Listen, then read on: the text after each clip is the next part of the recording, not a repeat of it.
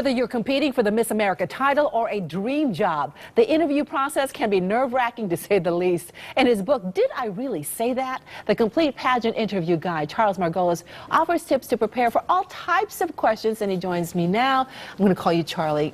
Welcome to the show. It's great nice to be here. Thank you for having me. Oh, you started out as a teacher. So how did this all come about? I was a teacher for 35 years. About 20 years ago, a friend of mine from back in high school days called me up.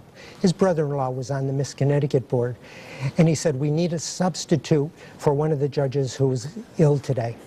I'm a teacher. Saturdays are gold. I said no. But he said the magic words, free food. So he prevailed on me, and that was my very first pageant. Still, some of those ladies are my friends. They're all accomplished. They have wonderful lives, wonderful careers, families, and so forth. And I really loved it, and I've been doing it ever since.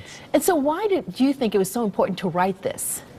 I have 20 years of experience. I am a teacher, and from day one, as I worked with these ladies, I thought I could raise the level of pageant interview, which is really my goal, wherever I go, whatever I do, to make it more meaningful, more content, more personality, and that's what I try to do. Of all the aspects of being involved in a pageant, do you think the questions probably the most important, or is it really the entire package?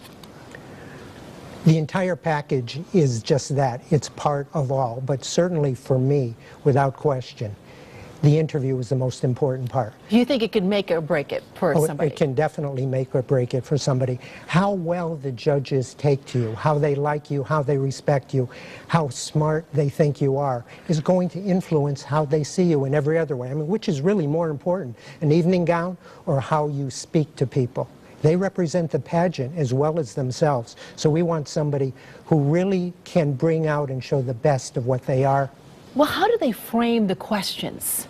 There are really two kinds of questions that I talk about in my book, high gain and low gain. High gain questions require more intellectual analysis and knowledge. Somebody asked, well, today, do you think the Supreme Court will vote yes or no on the health care plan? That's a pretty high gain question. Your favorite food is less intellectual. But there are no such things as bad questions, only bad answers. And I've seen people take the food question and have the judges on the floor laughing because she gave such a wonderful answer. You say when you answer these questions to all those who want to get into a pageant, is you do want to put some humor in it and some personal stories along with it. Yeah, that's part of my method that I developed, probably out of frustration, is to really talk about yourself. Who you are, let them know.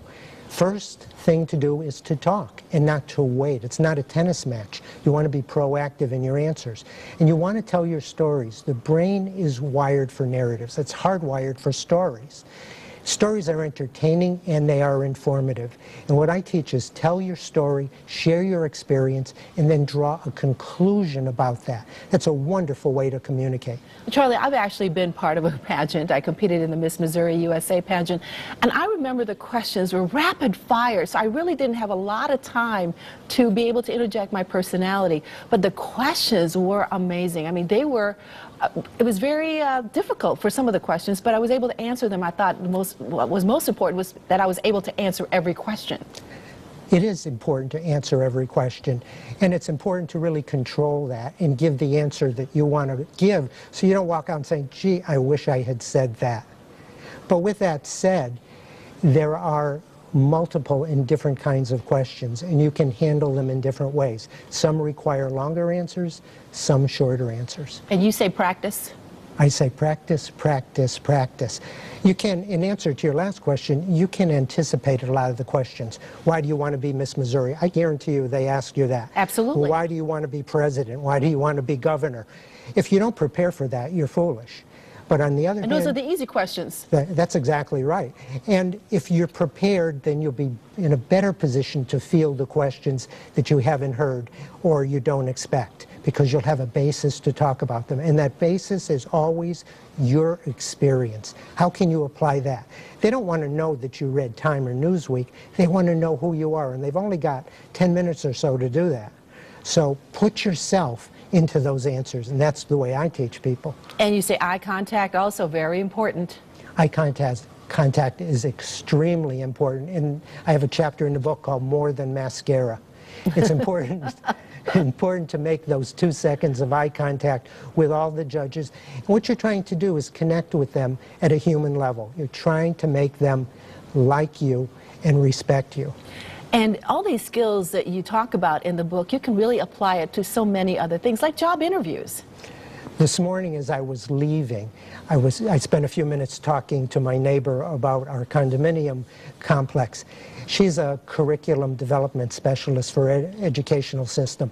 She said, you know, I saw one of the interviews you did, and I've applied that to my meetings. That made me feel very good. Great. It's And true. one last thing is, all right, when these women are competing, there's a lot of pressure. So how do you deal with the jitters before you walk into that line of a panel of judges? I call that's a very tough thing. I call that perspiration on a butterfly's wings, because it's just like that.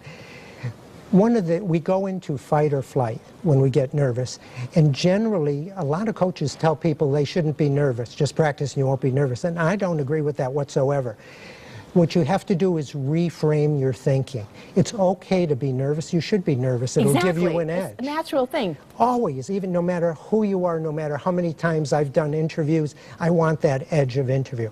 And then I want to reframe it by listening carefully to the question, and by thinking not about what's going on not the butterflies inside my stomach, but the question. And if you just do that and you focus on it, nature abhors a vacuum. Your head will fill with an answer. And what better thing to talk about? You're an expert on you. That's right. So go ahead and talk about that. Again, the name of the book is Did I Really Say That? Where can we get it? You can get it from Amazon. Excellent. Charlie, you. it's great to have you. Thank you. My pleasure. You're welcome.